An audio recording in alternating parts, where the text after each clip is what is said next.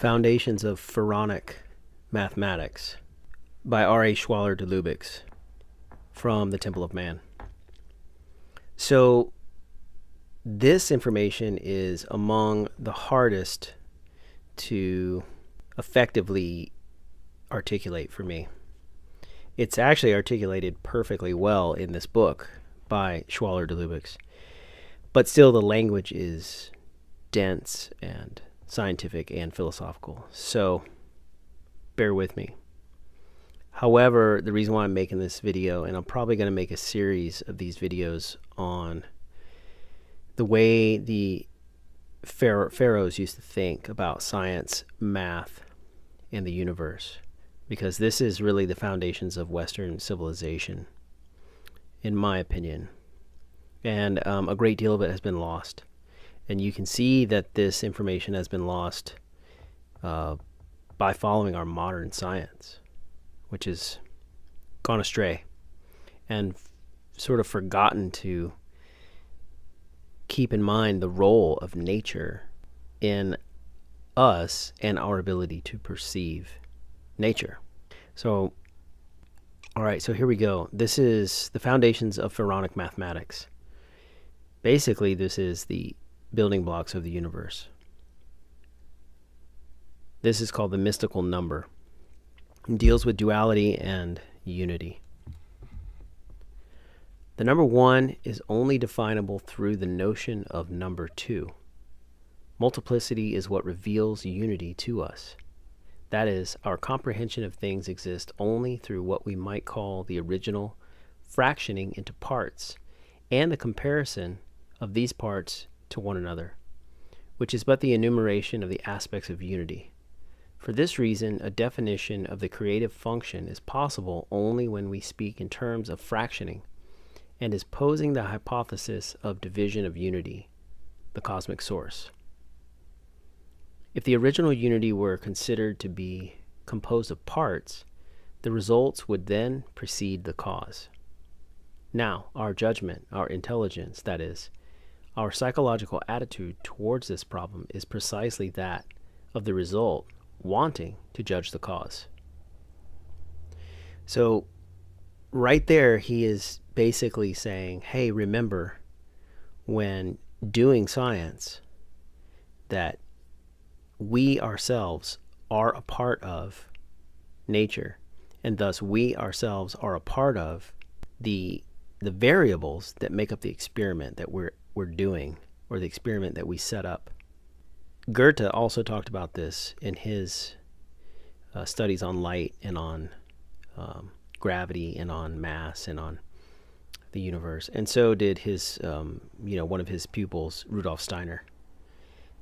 So definitely check out the work of Goethe, as well as the Light Course by Rudolf Steiner, if you want to really objectively think scientifically. Our inability to understand this uncompounded and therefore rationally indivisible unity forces us to use an absurd formula to interpret that which must remain a mysterious phenomena. The passage from 1 to 2, which is called the creative act. We may describe it like this: an absolutely homogeneous milieu, by the action of its own nature, divides itself into 2 heterogeneous states. This phenomenon, functioning similarly, can be observed throughout all living nature, that maintains itself by proliferating in a like manner. The concept of quantity only begins at the point of dualization of what originally could only be quality. Without quantity, a quality without definition. So the way I interpret this is he's talking about oneness and two-ness. So what you have to consider is that number, and the root word of number is numb, because it is numbing to try to conceive of addition and multiplication and division and subtraction in the universe as a natural phenomenon. So this is where number theory is very important, because there are only 9 numbers in existence. And each one of those numbers actually represents a natural principle in the cosmos. We could say a cosmic principle in nature. And this is the part where modern science has kind of forgotten some of that. They don't realize that form is a perception of duality, and formlessness, from which form arrives, is a perception of unity or oneness. So we'll just kind of I'm not going to go through each number and their cosmic principle, but 1 and 2 are the essentials and the easiest ones to get. The number 1 represents infinity and is actually the only real irrational number. The reason why 1 is irrational is because it is not rational for us to conceive of infinity or boundlessness or formlessness. Yet, we do know and sense that unity exists throughout all of nature. And so the principle of oneness or unity are the same. And then everything in form is actually in contrast to formlessness. And so everything in form has been formed from a split. And the split is a division of oneness into two-ness or duality. So all form is based on the way we perceive it.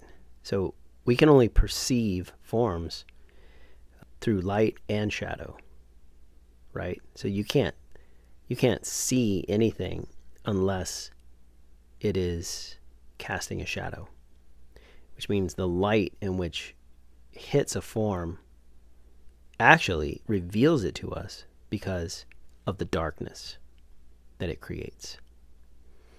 So you have to kind of think in inverse terms, or I would say like apophatic terms, reciprocal terms. So there's the first two principles, oneness and two-ness, or unity and duality. We are dealing with a function that is numerating number. This proliferating function, observable first in the plant kingdom, persists in all of nature through the living cell, and must also be found at the basis of everything expressed in numbers. Our science can only work backward from this effect, the result to an eventual cause, by judging this cause from the point of view of the effect. Wisdom, on the contrary, begins with this cause and then works towards the result. That which speculative thought and experience show this cause and its consequences must be sets out of the condition that applied philosophy must obey. So he's kind of saying that we have to deconstruct what we see in order to see how we see, in order to perceive. So we see an object and we get lost in what we see, the visual. But we can perceive by deconstructing what we see how seeing is possible to begin with. So that is a epistemological question. How we know what we know, or how we know what is knowable. We see in pharaonic Egypt, as in almost all revealed religions, that theological philosophy was expressed through symbols in the form of myths or icons, that is, figurative symbols dramatized in a historical guise. We must remain consistent with the spirit behind these teachings. They express knowledge in the mentality of the sages of the time for a specific era and specific revelation, which the West divided and rationalized by exoteric debates of the Eleatic Greeks, was unable to do, as evidenced in the disregard of the myth of the Christic teaching. So, sort of the same thing. He's basically saying that the symbol is not the thing. Like the map is not the actual terrain. But the symbol encodes a whole bunch of meaning that's supposed to guide one to the terrain and through the terrain. But it's important that we don't get lost in the symbol and forget the whole purpose for the symbol in the first place. We search for the theories and explanations in Egypt, forgetting that the sages of those times conveyed all their thinking through their theology in the form of myth, and their hieratic monuments by means of symbols. Similarly, a mathematics designed for profane needs must remain respectfully grounded upon heretical principles of knowledge. To allow deviation from this discipline for practical reasons or to make things easier is to deny its fidelity and connectedness to the esoteric tradition, and in doing so, allow it to perish. The study of the science of numbers in the theological spirit of wise Kemet must conform to the following general conditions. So, right there, before we get into the conditions, he's saying that if you get lost in the symbol and you forget what the symbol is actually symbolizing, it won't be too long before you actually forget or lose access to the knowledge that created the symbol in the first place. This knowledge is passed on, right, by our ancestors to our children. And as they pass away, hopefully this knowledge remains. That's actually why I'm making this video in the first place, because it's important knowledge. I'll sort of go on a little aside here. Mathematics is a language. So obviously a language of symbols known as numbers. Those numbers are natural principles in nature. But what we have to remember is that all of those numbers, or I should say all of math, true math, is geometric, meaning creates a form. And it's not just an ambiguous form, it's a geometric form, meaning it's balanced. So a sphere, a cube, a triangle, a tetrahedron, an octahedron, an icosahedron, all the Platonic solids, those shapes are all balanced. And they do exist in the material world in physical forms like chemistry, the plant kingdom, the animal kingdom, the human body, so on and so forth. So real mathematicians need to realize that whatever model they create with their language of number, when they draw it out, when they draw that model on 2D paper or make it in the 3D world, it has to be a coherent, balanced, geometric form, or you're actually not speaking mathematics. You're speaking gibberish. Like quite literally, if I was just to babble different tones that are not words, you wouldn't understand any meaning because there would be no meaning. So this is the issue. And it's important to point out that there's a whole mathematical science, I shouldn't even say science, study of irrational numbers. But we already realized, and we already, by reading this first paragraph, that there is only one real irrational number, and that is the number 1, because the number 1 is formless. Hence, there's no rationality to it. It's a transcendent symbol. It means infinity. All other ideas about irrational numbers that you might get in school are somewhat babbling gibberish in the language of math. And the reason why that is a contention is because most mathematicians have forgotten that number itself is actually a principle, a cosmic principle in nature. So they've created a language of quote-unquote irrational numbers and created formulas with them. But you can't map those numbers into any kind of form, to any kind of geometry at all. So it's a loss, if you ask me. Okay, so the study of these science of numbers in the theological spirit of wise Kemet must conform to the following general conditions. There's 4 of them. Number 1, unity must appear as duality while retaining the essential nature of unity. The question then is of an internal function, of the activity of the power immanent in unity. This is the revelation of Heliopolis. Okay. Heliopolis refers to the sun, the city of the sun.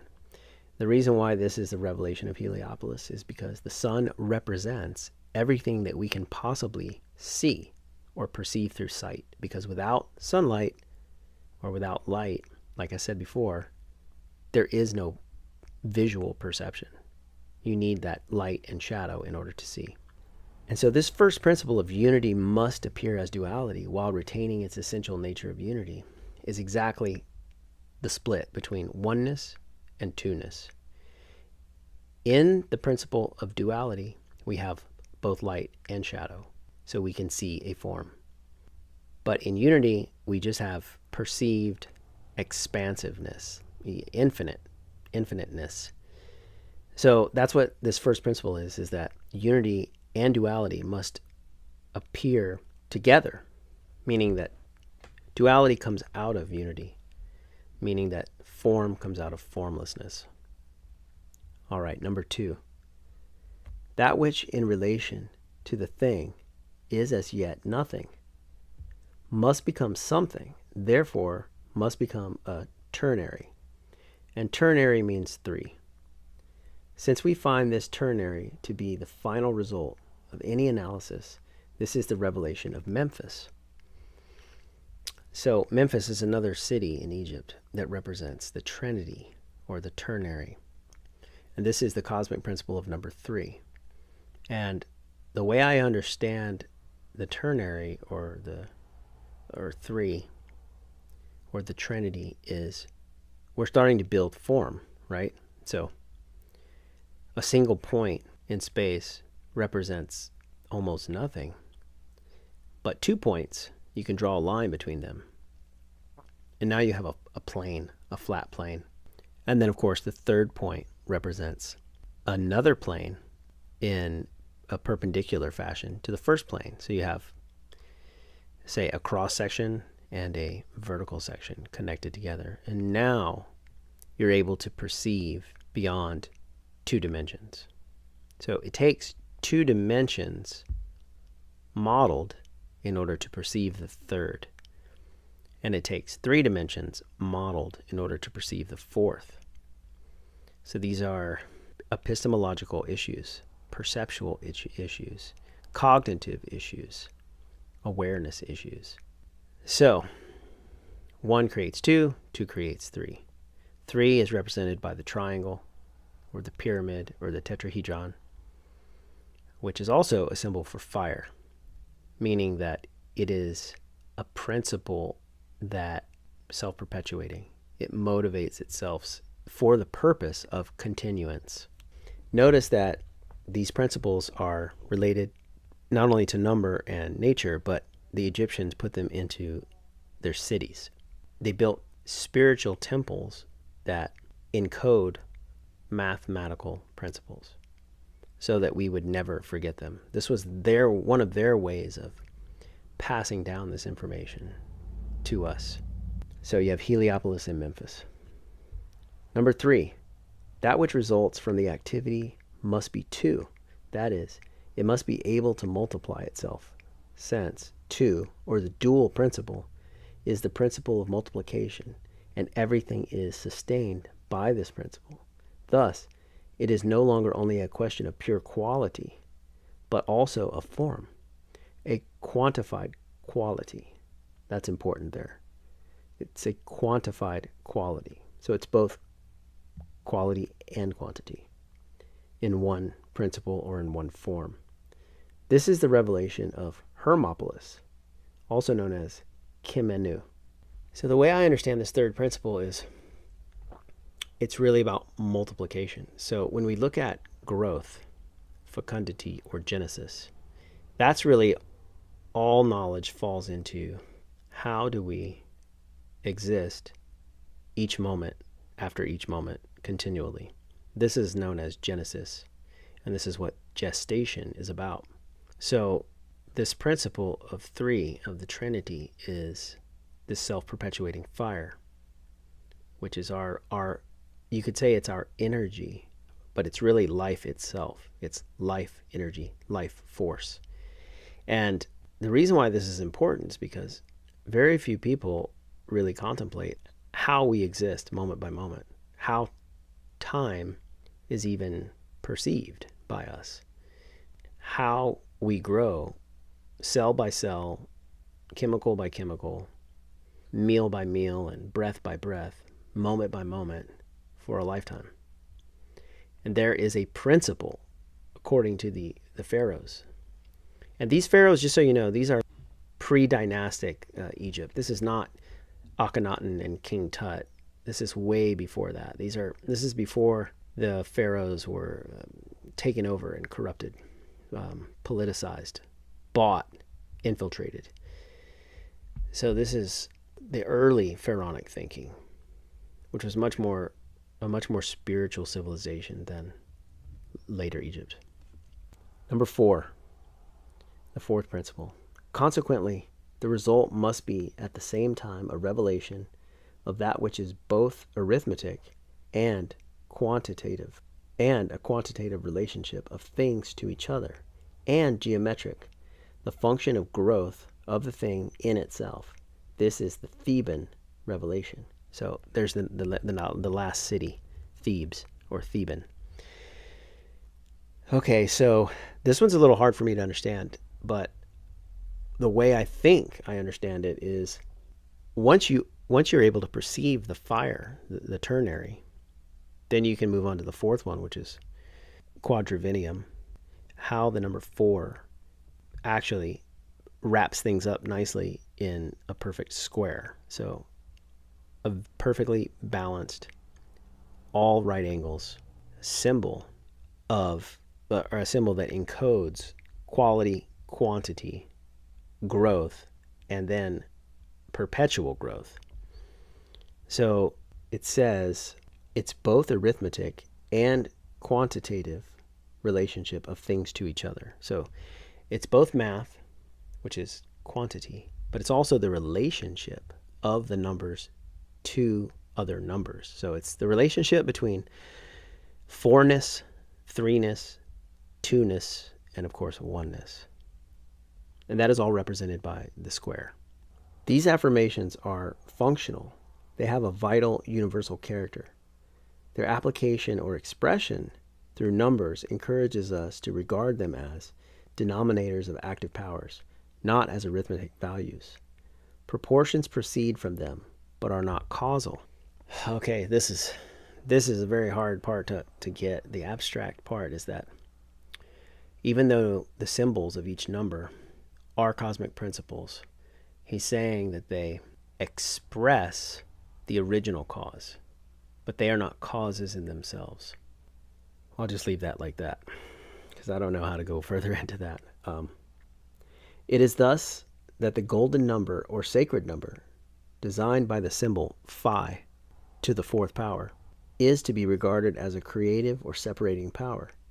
It is the power that provokes the scission or the split, and consequently it is not derived arithmetically from the root of 5, because the power 5 is not a cause but a result of the function of phi. Okay, so ultimately all of this mathematical pharaonic thought is actually revolves around the transcendental proportion, the transcendental symbol known as phi. And I've talked a lot about phi before, but it goes so much deeper than just the symbol or just the spiral or the vortex cone, which is the pattern in which we see almost everything in nature growing by. So we're going to go deeper into phi, and this is why it's important, is phi is the most common proportion expressed in nature. And this is why the Egyptians encoded it into their architecture and into their artwork, and I mean all the way down to the size and shape of rooms, and the objects in them were proportioned, at least in the temples, were proportioned with the ratio of phi, because they knew that not only is that knowledge encoded in the building and hopefully passed on to the next generation, but they know that when you step into that room, it actually has a effect on the person or being that's in that room. It has the ability to move your assemblage point, to shift your perception into a harmonic, a natural mathematic harmonic. So it's actually a man-made natural harmonic.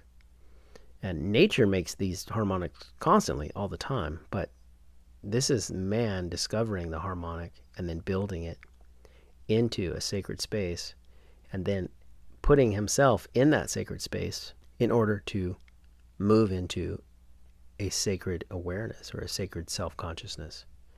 So ponder that. Think about that. It's not only brilliant, but it's beautiful. It's an aesthetic of beauty. And when reality drifts away and we grasp at whatever the meaning of meaning is, the one thing that can bring us back, even if we don't know what we know, is beauty. And so the human consciousness is not only tuned to perceive and access beauty, but it's tuned to be beauty itself if we intend it, if we balance ourselves enough. Okay, so that's that for now, but I'm going to go further on into the mathematics of the pharaonic thinking, and hopefully you'll join me.